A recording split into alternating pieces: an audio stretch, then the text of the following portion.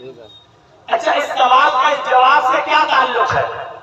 वो ये कह रहे हैं अल्लाह के रसूल बोल के शाम के हीरा के बादशाह के सामने सजदा हो रहा है, तो क्या मैं आपको सजदा न करूं? मुझे इजाजत दीजिए मैं आपको सजदा करूं। और अल्लाह के नबी जवाब ये दे रहे हैं, क्या मेरी कब्र के पास से गुजरोगे, यानी अगर मेरा इंतकाल हो जाए और मेरी कब्र बन जाए तो क्या मेरी कब्र के पास से गुजरोगे तो क्या सजदा करोगे उसे?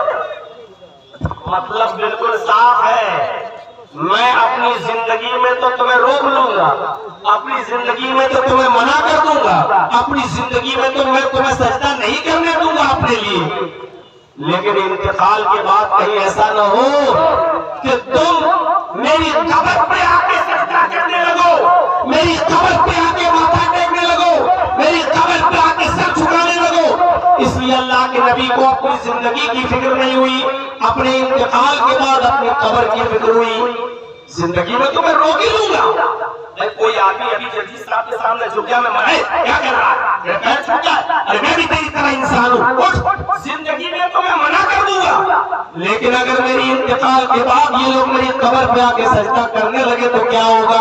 तो आपने इंतकाल के बाद की खबर दिया, फरमाया लहू मरत कब कबरियन तस्जुद लहू, अगर मेरी कब्र के पास से गुजरोगे तो क्या सजदा करोगे? उन्होंने कहा आलू ला, नहीं। आपने फरमाया फला तफालू, ऐसा करना भी नहीं, ऐसा करना भी नहीं।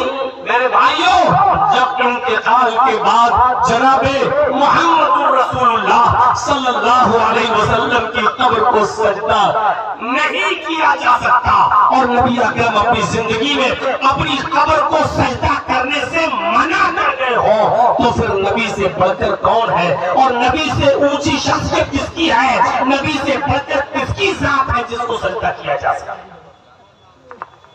इस बात पर हमें और आपको